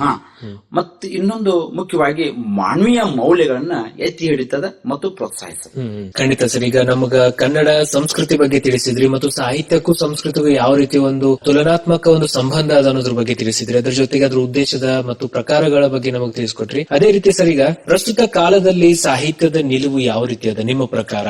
ಮತ್ತು ಈಗಿನ ಮಕ್ಕಳಲ್ಲಿ ಆಗಿರ್ಬಹುದು, ನಾಗರಿಕರಲ್ಲಿ ಆಗಿರ್ಬಹುದು, ಸಾಹಿತ್ಯದ ಅಭಿರುಚಿ ಕಡಿಮೆ ಆಗತ್ತದ ಅಂತ ಅನಿಸ್ತದ? ಈಗ ನಮ್ಮಲ್ಲಿ ಏನಾಗಿದೆ ಅಂದ್ರೆ ಮಕ್ಕಳಲ್ಲಿ ಹಾಗೂ ಯುವ ಜನಾಂಗದಲ್ಲಿ ಮಾನಸಿಕ ಸ್ಥಿರತೆ ಇಲ್ಲ. ಮೊದಲನೇದಾಗಿ ಮಾನಸಿಕ ಸ್ಥಿರತೆ ಇಲ್ಲ. ಹೌದು ಸರ್. ಅವಧಾನ ಇಲ್ಲ, ಚಂಚಲ ಇದೆ, ಮನಸ್ಸು ಚಂಚಲ ಇದೆ. ಎಲ್ಲ ಬೇಗ ಆಗ್ಬೇಕು, ನನಗೆ ಎಲ್ಲ ಪೂರೈಸಬೇಕು. ಯಾರೇ ಇರ್ಲಿ, ಅವ್ರ ತಂದೆ ತಾಯಿ ಇರ್ಲಿ, ಅಣ್ಣ ತಮ್ಮರಿರ್ಲಿ, ಹೊರಗಿನವ್ರಿರ್ಲಿ, ಏನೇ ಇರ್ಲಿ, ಅಥವಾ ಅವನೇನೇ ಎಲ್ಲೇ ಕೆಲಸ ಮಾಡ್ಲಿ, ಅದು ನನಗೆ ಬೇಗ ಪೂರೈಸಲಿಲ್ಲ ಯಾಕಪ್ಪ ಅನ್ನುವಂತ ಅವನಲ್ಲಿ ಭಾವನೆ ಬರ್ತಾ ಇದೆ, ಅವನಲ್ಲಿ ವಿಚಾರ ಬರ್ತಾ ಇದೆ. ಮೂಲ ಹೇಳೋದು ಏನಪ್ಪಾ ಅಂದ್ರೆ ಮತ್ತೆ ಸಂಸ್ಕೃತಿಗೇನೆ ಹೋಗ್ತದ. ಅದು ನಮ್ಮಲ್ಲಿ ನಮ್ಮ ತಂದೆ ತಾಯಿ ಯಾವ ರೀತಿ ನಮಗೆ ನಾಗರಿಕತೆಯ ವಿಚಾರಗಳನ್ನ ಹೇಳ್ಕೊಟ್ಟಿರ್ತಾರ, ಅಥವಾ ನಮ್ಮ ಸಮುದಾಯದಲ್ಲಿ ಯಾವ ರೀತಿ ನಾವು ನೋಡಿ ಕಲ್ತೀವಿ, ಬೆಳೆದು ಬಂದಿರ್ತೀವಿ, ಆ ನಾಗರಿಕತೆ, ಆ ಪರಂಪರೆ, ಆಚರಣೆ, ಪದ್ಧತಿ, ಇವನ್ನೆಲ್ಲ ನಿಯಮಗಳನ್ನ ನಾವು ಕೇಳ್ಕೊಂಡು ನೋಡ್ಕೊಂಡು ಬಂದಿರ್ತೇವೆ.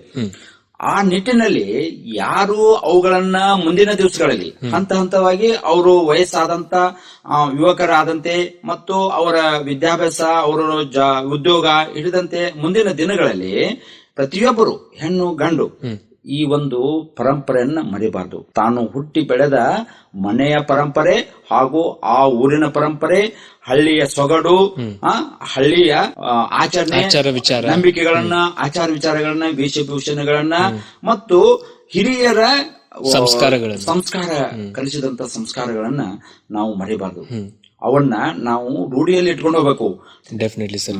ಈಗ ಅದೇ ರೀತಿ ನಮ್ಮ ಸಂಸ್ಕೃತಿಗೂ ನಾನು ನೆಕ್ಸ್ಟ್ ಕ್ವಶನ್ ಅದೇ ಸರ್. ಈಗ ಸಂಸ್ಕೃತಿಗಳು ನಮ್ಮ ಆಚಾರಗಳು ಚೇಂಜ್ ಆಗತ್ತವ, ಅದಕ್ಕೆ ಏನ್ ಕಾರಣ, ಅದು ಮತ್ತೆ ಯಾಕೆ ಆಗತ್ತದ ಅನ್ನೋದ್ರ ಬಗ್ಗೆ ನೀವು ಹೇಳಿದ ಪ್ರಕಾರ ನಾವು ಮರಿಲಿಕ್ಕತ್ತೇವ್ ಸರ್. ಮತ್ತೆ ಇವತ್ತಿನ ದಿವಸ ಯಾಕೆ ಯುವ ಜನಾಂಗ ಈ ಒಂದು ವಿಜ್ಞಾನದ ಒಂದು ಏನು ತಂತ್ರಜ್ಞಾನ, ವಿಜ್ಞಾನ, ಈ ಯಂತ್ರಗಳ ಒಂದು ಒಂದು ಒಂದು ಹಾವಳಿ ಅಂತ ನಾವು ಕರಿಬೇಕಾಗ್ತದೆ.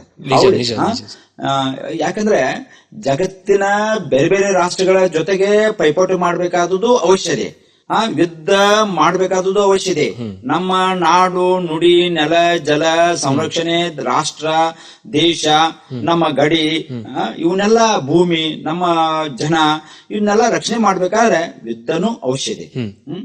ಅದು ನಾವು ಸಣ್ಣವರಿದ್ದಾಗ ಯುದ್ಧ ಆಗ್ತಿತ್ತಂತ ಕೇಳ್ತಿದ್ವಿ, ಏನು ಗೊತ್ತಾಗ್ತಿರ್ಲಿಲ್ಲ. ಆದ್ರೆ ಈಗ ದೂರದರ್ಶನದ ಒಂದು ತಂತ್ರಜ್ಞಾನ ಮೂಲಕ ನಾವು ಮೊಬೈಲ್ ನಲ್ಲೇ ನೋಡ್ತೀವಿ. ನಾವು ದೂರವಾಣಿ ಮೂಲಕ, ದೂರದರ್ಶನದ ಮೂಲಕ ನಾವೆಲ್ಲ ಕೇಳ್ಕೊಂಡಿವಿ, ನೋಡಿದಿವಿ. ಆದರೆ ಅದರಿಂದ ಎಷ್ಟು ಹಣ ಹೊತ್ತಾಗ್ತದ ಮತ್ತು ಅದರಿಂದ ಎಷ್ಟು ಆರ್ಥಿಕ ಹೊರೆ ಆಗ್ತದ ಅದನ್ನು ನಾವು ವಿಚಾರ ಮಾಡ್ಬೇಕಾಗ್ತದ.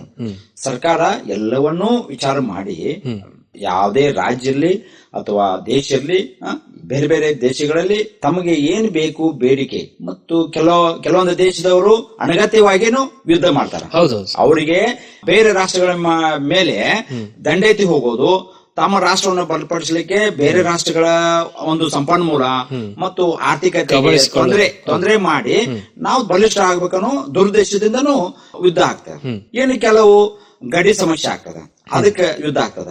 ಇನ್ನು ಕೆಲವು ಆರ್ಥಿಕ ಹೊರೆಯಿಂದ ಏನಾಗ್ತದ, ಮುಗ್ಗಟ್ಟದಿಂದ ಬೇರೆ ರಾಷ್ಟ್ರದ ಸಂಪನ್ಮೂಲಗಳನ್ನ ತಗೊಂಡು ಹೋಗ್ಲಿಕ್ಕೆ ಯುದ್ಧ ಆಗ್ತದೆ. ಹೀಗೆ ಜಲ ವಾಯು ಮತ್ತು ಭೂಮಾರ್ಗದಿಂದ 3 ಮಾರ್ಗಗಳದಾವ.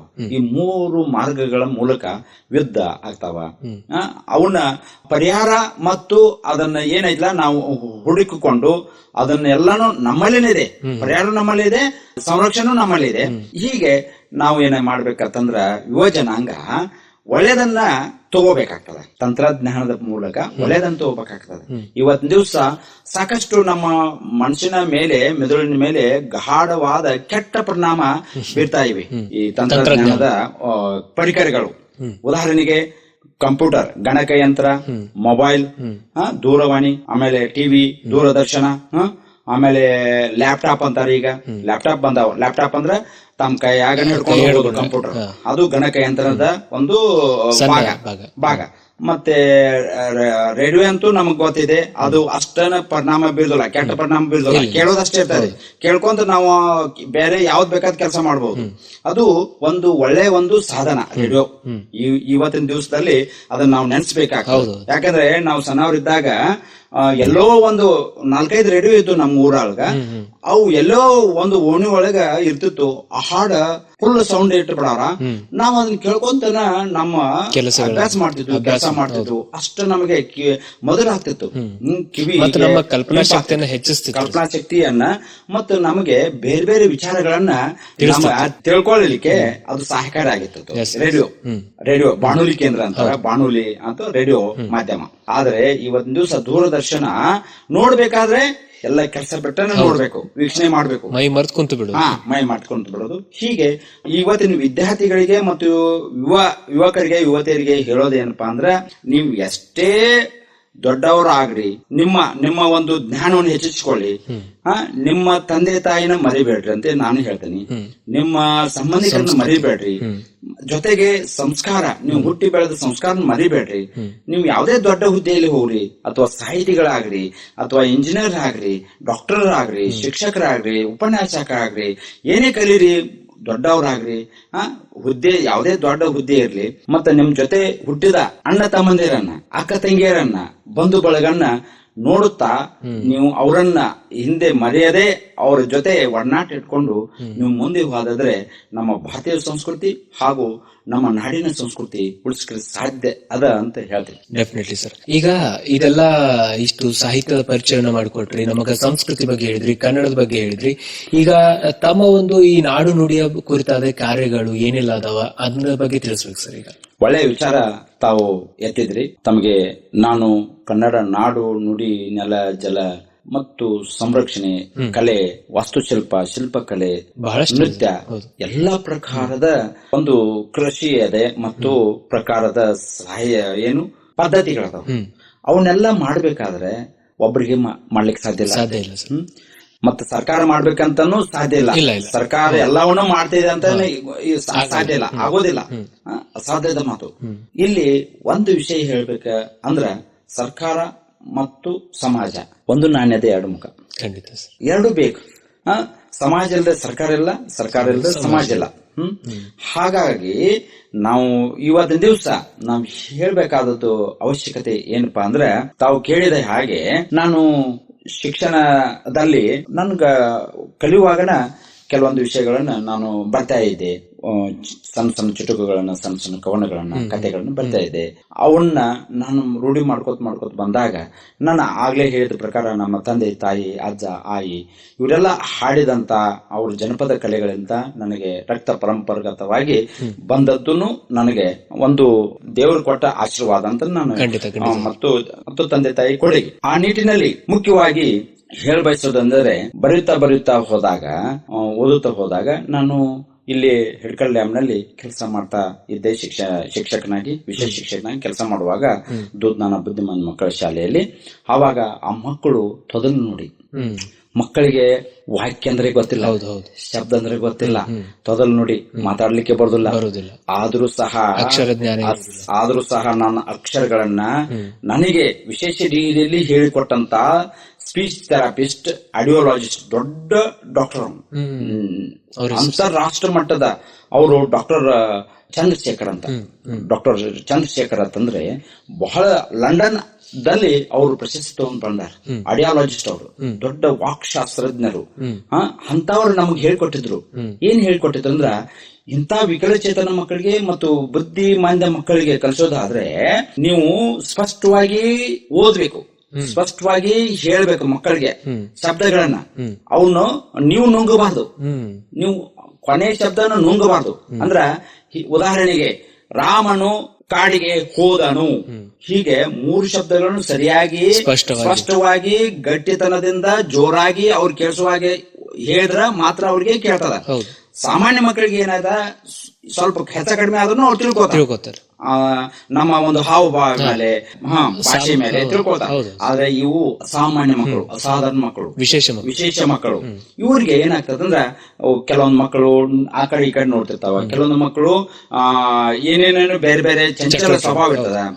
ಇಂತಾದ ಆ ಲಕ್ಷಣವುಳ್ಳ ಮಕ್ಕಳಿಗೆ ನಾವು ಹೇಳುವಾಗ ಬಹಳಷ್ಟು ನನಗೆ ಅಭ್ಯಾಸ ಆಗಿದೆ.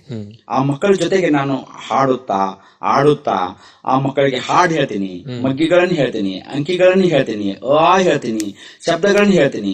ಹಾಗೆ ಹೇಳುವಾಗ ನಾನು ಕೊನೆ 4 ರಿಂದ 5 ಗಂಟೆ ತನಕ ಆ ಮಕ್ಕಳಿಗೆ 3 ಗಂಟೆ ನಂತರ ನಮಗೆ ಬಹಳಷ್ಟು ಅವಕಾಶ ಸಿಗ್ತಿತ್ತು ಮಕ್ಕಳ ಜೊತೆ ಹಾಡೋದು, ಬರೆಯೋದು, ಅವರಿಗೆ ಡ್ರಾಯಿಂಗ್ಸ್ ತೆಗ್ಸೋದು, ಬಣ್ಣ ತುಂಬಿಸೋದು. ಹೀಗೆಲ್ಲ ಮಾಡುವಾಗ ನನಗೆ ಸಾಕಷ್ಟು ಅಭ್ಯಾಸ ಆಯ್ತು. ಅಭ್ಯಾಸ ಆಗ್ತಾ ನಾನು ಕವನಗಳನ್ನು ಬರೆಯಾಕತ್ತೀನಿ, ನಾಟಕನ ಬರೆಯಾಕತ್ತೀನಿ, ಕಥೆಗಳನ್ನ ಬರ್ತೀನಿ. ಒಂದು ಕತೆ ದೇವನೊಬ್ಬ ನಾಮ ಹಲವು, ಒಂದು ಕತೆ ಮರಳಿ ಮಠದ ಧರ್ಮ, ದೇವರು, ಅಧ್ಯಾತ್ಮ ಒಂದು ಪುಸ್ತಕದಲ್ಲಿ ಪ್ರಕಟಣೆ ಆಗಿದೆ. ಅಂದ್ರೆ ವಿಶೇಷ ಮಕ್ಕಳಿಗಾಗಿ ಬರ್ದಿದ್ದ ಅಥವಾ ಎಲ್ಲರಿಗೂ ಬರ್ದಿತ್ತು ಸರ್? ಇದು ಕತೆ ಇದೆ ಸಾಮಾನ್ಯವಾಗಿ. ಅಂದ್ರೆ ಆ ಮಕ್ಕಳ ಜೊತೆಗೆ ನಾನು ಕಲಿಸುತ್ತಾ ಹೋದಾಗ ನನಗೆ ಈ ಸಾಹಿತ್ಯ ಹುಟ್ಕೊಂತು. ಜೊತೆಗೆ ಎಲ್ಲವೂ ಸೇರಿಕೊಂಡು ನನಗೆ ಈ ಒಂದು ಡ್ಯಾಮ್ ಪರಿಸರದಲ್ಲಿ ಸಾಹಿತ್ಯವನ್ನು ಬರಲಿಕ್ಕೆ ನನಗೆ ಅವಕಾಶ ಮಾಡಿಕೊಡ್ತು. ಅದೇ ರೀತಿ ನಾನು ಕೆಲವೊಂದು ಒಂದೊಂದು ಪದ್ಯಗಳನ್ನು ಬರ್ಲಿಕ್ಕೆ ಶುರು ಮಾಡಿದೆ. ಮೊಟ್ಟ ಮೊದಲನೇ ಪದ್ಯವೇ ನನ್ನ ನಾಡ ನುಡಿ ಬಗ್ಗೆ, ತಾಯಿಯ ಬಗ್ಗೆ ನಾನು ಬರ್ದಿದ್ದೆ.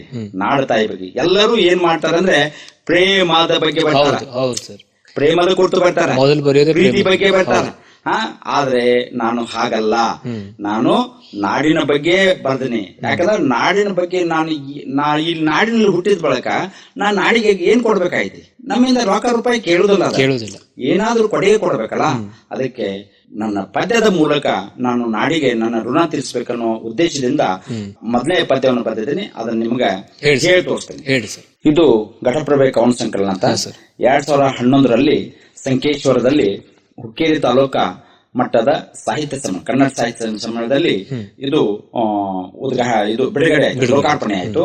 ಈ ಲೋಕಾರ್ಪಣೆ ಈ ಕಾರ್ಯಕ್ರಮದಲ್ಲಿ ನಮ್ಮ ರಾಜ್ಯದ ದಿಗ್ಗಜ ಸಾಹಿತಿಯಾದಂತ ಎಂ ಅಕ್ಬರ್ ಅಲಿ ಅವರು, ನಮ್ಮ ಬೆಳಗಾವಿ ಜಿಲ್ಲೆ ಹುಕ್ಕೇರಿ ತಾಲೂಕಿನವರು, ಅವರು ಹುಕ್ಕೇರಿ ತಾಲೂಕಿನ ಉಳ್ಳಾಗಡ್ಡಿ ಖಾನಾಪುರದವರು, ಮೂಲ ನಮ್ಮ ತಾಲೂಕಿನವರೇ. ಆದ್ರೆ ನಮ್ಗೆ ಗೊತ್ತಿರಲಿಕ್ಕಿಲ್ಲ, ಓದ್ಕೊಂತ ತಿಳ್ಕೊಂಡಿವಿ. ಆದ್ರೆ ಅಂತವರ ಒಂದು ಸರ್ವಾಧ್ಯಕ್ಷತೆಯಲ್ಲಿ ನಾಡಿನ ನಮ್ಮ ಎಲ್ಲ ಹುಕ್ಕೇರಿ ತಾಲೂಕಿನ ಸ್ವಾಮೀಜಿಗಳ ಗುರುಗಳ ಆಶೀರ್ವಾದದಲ್ಲಿ ಮತ್ತು ಎಲ್ಲ ಸಾಹಿತಿಗಳು, ಕವಿಗಳು, ಎಲ್ಲ ಕನ್ನಡ ಸೇವಕರ ಒಂದು ಸಮಕ್ಷಮವಾಗಿ ಇದು ಲೋಕಾರ್ಪಣೆ ಆಯಿತು ಘಟಪ್ರಭೆ ಅಂತ. ಈ ಘಟಪ್ರಭೆಯಲ್ಲಿ 26 ಕವನಗಳದಾವ.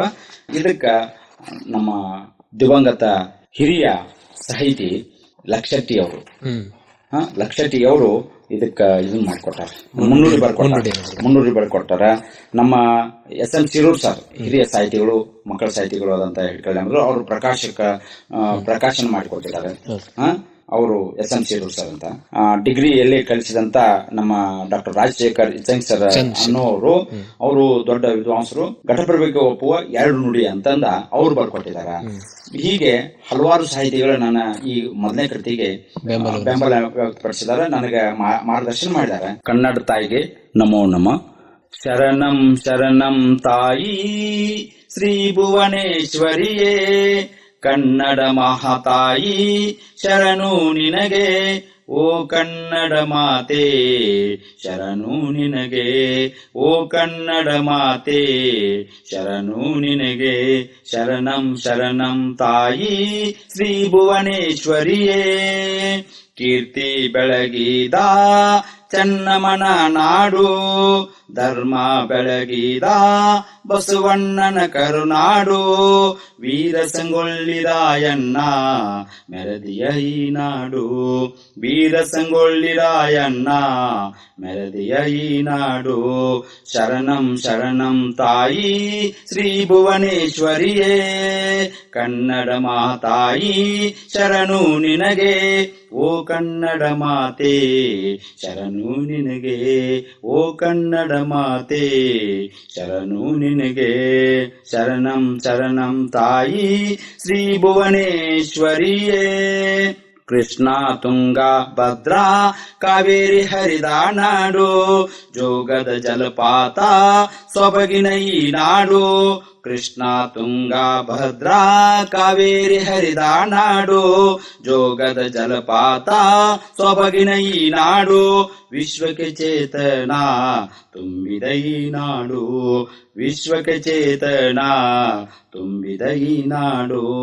ಶರಣಂ ಶರಣಂ ತಾಯಿ ಶ್ರೀ ಭುವನೇಶ್ವರಿಯೇ, ಕನ್ನಡ ಮಹಾತಾಯಿ ಶರಣು ನಿನಗೆ, ಓ ಕನ್ನಡ ಮಾತೆ ಶರಣು ನಿನಗೆ, ಓ ಕನ್ನಡ ಮಾತೆ ಶರಣು ನಿನಗೆ.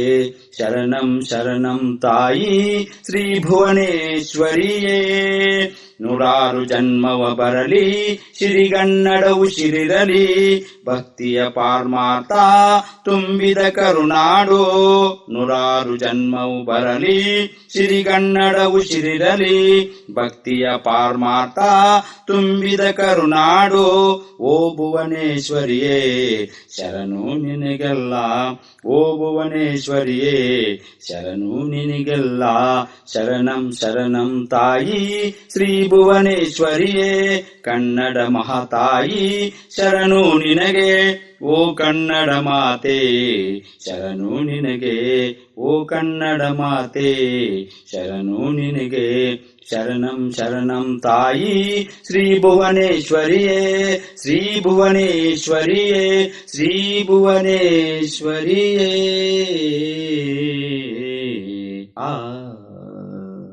ಈ ರೀತಿ ನಾನು ಮೊಟ್ಟ ಮೊದಲೇ ಒಂದು ಕವನದ ಮೂಲಕ ಈ ನಾಡಿಗೆ ಸಾಹಿತ್ಯ ಲೋಕದಲ್ಲಿ ಪಾದಾರ್ಪಣೆ ಮಾಡಿ ಮುಂದೆ ನಾನು ಕನ್ನಡ ನುಡಿ ನಾಡಿಗಾಗಿ ದುಡ್ತಾ ಇದ್ದೇನೆ. ಮತ್ತು ಸಾಕಷ್ಟು ಸಂಘ ಸಂಸ್ಥೆಗಳಲ್ಲಿ ಕನ್ನಡ ಸಾಹಿತ್ಯ ಪರಿಷತ್ನಲ್ಲಿ ತಾಲೂಕಾ ಸದಸ್ಯನಾಗಿ ಕೆಲಸ ಮಾಡ್ತಾ ಇದ್ದೇನೆ ಕಳೆದ 20 ವರ್ಷಗಳಿಂದ. ಈಗ ನಾನು ಕರ್ನಾಟಕ ರಾಜ್ಯ ಮಕ್ಕಳ ಸಾಹಿತ್ಯ ಪರಿಷತ್ತಿನ ತಾಲೂಕು ಅಧ್ಯಕ್ಷರಾಗಿ, ಜಿಲ್ಲಾ ಉಪಾಧ್ಯಕ್ಷ, ಸಾಕಷ್ಟು ಮಕ್ಕಳಿಗಾಗಿ ಕಾರ್ಯಕ್ರಮವನ್ನು ಹಮ್ಮಿಕೊಳ್ತಾ ಬಂದಿದ್ದೇವೆ. ಕಾವ್ಯಗೋಷ್ಠಿ, ವಚನಗೋಷ್ಠಿ, ಸಂಗೀತಗೋಷ್ಠಿ, ನೃತ್ಯ, ಉಪನ್ಯಾಸ, ವಚನಗೋಷ್ಠಿ ಹೀಗೆಲ್ಲ ಮಾಡ್ತಾ ಕನ್ನಡ ಸಾಹಿತ್ಯ ಸಮ್ಮೇಳನ, ವಚನ ಸಾಹಿತ್ಯ ಸಮ್ಮೇಳನ, ಮಕ್ಕಳ ಕನ್ನಡ ಸಾಹಿತ್ಯ ಸಮ್ಮೇಳನ, ತಾಲೂಕಾ ಜಿಲ್ಲಾ ಮಟ್ಟದ ಎಲ್ಲ ಸಾಹಿತ್ಯ ಸಮ್ಮೇಳನಗಳಲ್ಲಿ ಕಾರ್ಯಕ್ರಮಗಳಲ್ಲಿ ಭಾಗವಹಿಸುತ್ತಾ ನನ್ನ ಒಂದು ಕನ್ನಡ ಸೇವೆಯನ್ನ ಮಾಡುತ್ತಾ ಬಂದಿದ್ದೇನೆ. ಇನ್ನು ಮುಂದೆಯೂ ಸಹ ನಾನು ಕನ್ನಡ ನಾಡಿಗಾಗಿ ಮತ್ತು ನಮ್ಮ ಸುತ್ತಮುತ್ತಲಿನ ಸಮುದಾಯದ ಜನರಿಗಾಗಿ, ಸಮಾಜಕ್ಕಾಗಿ ನಾನು ಮತ್ತು ಇನ್ನೊಂದು ವಿಷಯ ಹೇಳಬೇಕಂತ ಅಂದ್ರೆ ಭಾರತೀಯ ಗ್ರಾಮೀಣ ಶಿಕ್ಷಣ ಸಂಸ್ಥೆ ಮೂಲಕ ಸಾವಿತ್ರಿಬಾಯಿ ಫುಲೆ ಪೂರ್ವ ಪ್ರಾಥಮಿಕ ಶಿಕ್ಷಕರ NTC ತರಬೇತಿ ಕೇಂದ್ರವನ್ನು ಸ್ಥಾಪನೆ ಮಾಡಿ ಇಲ್ಲಿ ಹಿಡ್ಕಲ್ ಡ್ಯಾಮ್ ಹಾಗೂ ಮತ್ತು ಬೇರೆ ಬೇರೆ ತಾಲೂಕುಗಳಲ್ಲಿ ಅದನ್ನು ನಡೆಸುತ್ತಾ ಬಂದಿರ್ತೇನೆ. ಅದರ ಸಂಸ್ಥಾಪಕ ಅಧ್ಯಕ್ಷನಾಗಿ ಮತ್ತು ಉಪನ್ಯಾಸಕನಾಗಿ ನಾನು ಕೆಲಸ ನಿರ್ವಹಿಸುತ್ತಿದ್ದೇನೆ. ಅದರ ಮೂಲಕ ಮಹಿಳೆಯರಿಗಾಗಿ ಮಹಿಳಾ ಸಬಲೀಕರಣ ಆಗಬೇಕು ಅನ್ನುವ ದೃಷ್ಟಿಯಲ್ಲಿ SSLC ಮುಗಿಸಿದಂತ ಹೆಣ್ಣು ಮಕ್ಕಳಿಗೆ ಈ ಒಂದು 10 ತಿಂಗಳ ತರಬೇತಿ ಕೊಟ್ಟು ಅವರನ್ನ ಬೇರೆ ಬೇರೆ ಶಿಕ್ಷಣ ಸಂಸ್ಥೆಗಳಲ್ಲಿ ಶಿಕ್ಷಕರನ್ನಾಗಿ ಮಾಡುವ ಇಚ್ಛೆ ಹೊಂದಿದ್ದು, ಅವರು ಸಾಕಷ್ಟು ಮಹಿಳೆಯರಿಗೆ ಕೆಲಸ ಕೊಡಿಸಿದ್ದೇವೆ, ಉದ್ಯೋಗ ಕೊಡಿಸಿದ್ದೇವೆ ಮತ್ತು ಬೇರೆ ಬೇರೆ ಬೇರೆ ಬೇರೆ ಕೆಲಸದಲ್ಲಿ ಜನರಿಗೆ ಸಹಾಯ ಹಸ್ತ ನೀಡಿ ನಾವು ನಮ್ಮ ಒಂದು ಈ ನುಡಿ ಸೇವೆ, ನಾಡಿನ ನಡೆ ಕುರಿತು ನಾನು ನನ್ನ ಒಂದು ಅಳಿಲು ಸೇವೆ ಮಾಡ್ತಾ ಇದ್ದೇನೆ ಅಂತ ಹೇಳುತ್ತಾ, ಈ ನಾಡಿಗಾಗಿ ಮತ್ತು ಈ ಮಣ್ಣಿಗಾಗಿ ಮತ್ತು ಈ ಜಲಕ್ಕಾಗಿ ಮತ್ತು ನನ್ನ ನಾಡು, ರಾಷ್ಟ್ರ, ದೇಶ ಪ್ರೇಮ, ನಾಡ ಪ್ರೇಮ ಮತ್ತು ನಮ್ಮ ಸಮುದಾಯ, ನಮ್ಮ ಸಮಾಜ, ಶಿಕ್ಷಣ, ಸಾಹಿತ್ಯ, ಸಾಂಸ್ಕೃತಿಕ ಕಲೆ ಎಲ್ಲವುಗಳಲ್ಲಿ ನಾನು ತೊಡಗಿಸಿಕೊಂಡು ಇನ್ನು ಮುಂದೆಯೂ ಕೆಲಸ ಮಾಡ್ತೇನೆ ಅಂತ ಹೇಳುತ್ತಾ ನನ್ನ 4 ಮಾತು ಮುಗಿಸ್ತೇನೆ. ತಮಗೆ ತುಂಬುವುದೇ ಧನ್ಯವಾದಗಳು. ಮತ್ತೆ ಜೊತೆಗೆ ತುಂಬಾ ಚೆನ್ನಾಗಿ ಹಾಡಿದ್ರಿ ಸರ್. ಸಾಹಿತ್ಯದ ಜೊತೆಗೆ ಕಂಠಾಸ ನಿಮ್ದು ತುಂಬಾ ಚೆನ್ನಾಗಿದೆ. ಈಗ ಕೊನೆಯದಾಗಿ ನಮ್ಮ ಕೇಳುವ ಸ್ನೇಹಿತರಿಗೆ ಈ ಒಂದು ಸಂದರ್ಶನದ ಕುರಿತಾಗಿರ್ಬೋದು, ಸಾಹಿತ್ಯದ ಕುರಿತಾಗಿ ಏನ್ ಹೇಳ್ತೀರಿ ಸರ್? ಈ ಒಂದು ಬಾನುಲಿ ಮೂಲಕ ಅಂದ್ರೆ ರೇಡಿಯೋ ಮೂಲಕ ಕೇಳುಗರಿಗೆ ಹೇಳುವ ಒಂದು ವಿಷಯ ಏನಂತಂದ್ರೆ, ಈ ರೇಡಿಯೋ ಕೇಂದ್ರವು ಸಹ ಕನ್ನಡ ನಾಡಿನಲ್ಲಿ ಇದು ಜನ್ಮ ತಾಳಿದೆ, ಸ್ಥಾಪನೆ ಪಟ್ಟಿದೆ. ಈ ರೇಡಿಯೋ ಕೇಂದ್ರವು ಸಹ ಕನ್ನಡ ನಾಡು, ನುಡಿ, ನೆಲ, ಜಲ, ಶಿಕ್ಷಣ, ಸಾಹಿತ್ಯ, ಸಂಸ್ಕೃತಿಯ ಬಗ್ಗೆ, ಕಲೆಗಳ ಬಗ್ಗೆ ಸಾಕಷ್ಟು ಕ್ಷೇತ್ರದಲ್ಲಿ ಇದು ಕೆಲಸ ಮಾಡ್ತಾ ಇದೆ. ಈ ಎಲ್ಲಾ ಕ್ಷೇತ್ರಗಳಲ್ಲಿ ದೊಡ್ಡ ದೊಡ್ಡ ಮಹನೀಯರು ಬಂದು ಇಲ್ಲಿ ಸಂದರ್ಶನ ನೀಡ್ತಾ ಬಂದಿದ್ದಾರೆ. ಅಂತವುಗಳನ್ನ ಪ್ರಸಾರ ಮಾಡುತ್ತಾ ಬಂದಿದೆ ಈ ಒಂದು ರೇಡಿಯೋ ಕೇಂದ್ರ.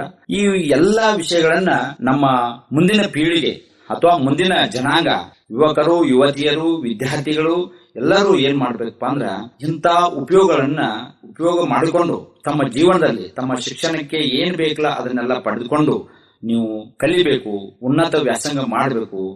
ಸರ್ಕಾರಿ ಉದ್ಯೋಗ ಇರಲಿ, ಖಾಸಗಿ ಉದ್ಯೋಗ ಇರಲಿ, ಯಾವುದೇ ಉದ್ಯೋಗ ಇರಲಿ, ನಿಷ್ಠೆಯಿಂದ ಪ್ರಾಮಾಣಿಕೆಯಿಂದ ಕೆಲಸ ಮಾಡಿದಾದರೆ ನಿಮ್ಮ ತಂದೆ ತಾಯಿಗೂ ಹೆಸರ ಕೀರ್ತಿ ಬರ್ತದ, ನಿಮಗೂ ಕೀರ್ತಿ ಹೆಸರು ಬರ್ತದ, ನಿಮ್ಮ ಊರಿಗೆ ಬರ್ತದ, ನಿಮ್ಮ ತಾಲೂಕಿಗೆ, ನಿಮ್ಮ ಜಿಲ್ಲೆಗೆ, ನಿಮ್ಮ ನಾಡಿಗೆ ಬರ್ತದ ಅಂತ ಹೇಳುತ್ತಾ, ನಮ್ಮ ಕೈಲಿಂದ ಆದಷ್ಟು ಅಳಿಲು ಸೇವೆಯನ್ನ ಕನ್ನಡ ನಾಡು ನುಡಿಗಾಗಿ ನಾವು ಸಲ್ಲಿಸಬೇಕು ಅಂತ ಹೇಳ್ತಾ, ಸಾಹಿತ್ಯ ಮತ್ತು ಸಂಸ್ಕೃತಿ ಶಿಕ್ಷಣವನ್ನ ಬೆಂಬಲಿಸ್ರಿ, ಉಳಿಸ್ರಿ, ಬೆಳೆಸ್ರಿ, ಶಿಕ್ಷಣ ಗುಣಮಟ್ಟವನ್ನ ಹೆಚ್ಚಿಸಿರಿ. ಸರ್ಕಾರ ಮತ್ತು ಸಮಾಜ ಎಲ್ಲರೂ ಸೇರಿಕೊಂಡು ಕನ್ನಡ ಶಾಲೆಗಳನ್ನ ಉಳಿಸಬೇಕು, ಬೆಳೆಸಬೇಕು ಅಂತ ಹೇಳುತ್ತಾ ನನ್ನ ತುಂಬ ಧನ್ಯವಾದಗಳು ಸರ್. ತಾವು ಸಹ ನಮ್ಮ ಕನ್ನಡ ಜಲ, ನಾಡು, ನುಡಿ, ಸಂಸ್ಕೃತಿ, ಸಾಹಿತ್ಯ ಎಲ್ಲದರ ಕುರಿತು ಬಹಳ ಸುದೀರ್ಘವಾಗಿ ನಮಗಾಗಿರ್ಬಹುದು, ನಮ್ಮ ಕೇಳುಗರಿಗಾಗಿರ್ಬಹುದು ಬಹಳ ಚೆನ್ನಾಗಿ ವಿವರಣೆಯನ್ನ ಕೊಟ್ರಿ, ಆಮೇಲೆ ತಿಳುವಳಿಕೆಯನ್ನ ತಿಳಿಸ್ಕೊಟ್ರಿ. ಸೊ ತಮ್ಮ ಅಮೂಲ್ಯವಾದ ಸಮಯವನ್ನ ನಮ್ಮ ಜೊತೆಗೆ, ನಮ್ಮೂರ ಬಾನುಲಿ ಜೊತೆಗೆ ಕಳೆದಿದ್ದಕ್ಕೆ ನಿಮಗೂ ಸಹ ತುಂಬ ಧನ್ಯವಾದಗಳು ಸರ್. ವೆಲ್ ಸ್ನೇಹಿತರೆ, ಕೇಳಿದ್ರಲ್ಲ, ಇದಾಗಿತ್ತು ಈ ಹೊತ್ತಿನ ವಿಶೇಷ ಸಂದರ್ಶನ ಕಾರ್ಯಕ್ರಮ. ಇದೇ ರೀತಿಯ ವಿಶೇಷ ಸಂದರ್ಶನ ಕಾರ್ಯಕ್ರಮಗಳಿಗಾಗಿ ಕೇಳ್ತಾ ಇರಿ ನಮ್ಮೂರ ಬಾನುಲಿ 90.8 ಕಮ್ಯುನಿಟಿ ರೇಡಿಯೋ ಸ್ಟೇಷನ್. ಚಿಂತೆ ಬೇಡಿ, ಚಿಲ್ ಮಾಡಿ. ಧನ್ಯವಾದ ಸರ್, ತುಂಬಾ ಧನ್ಯವಾದ.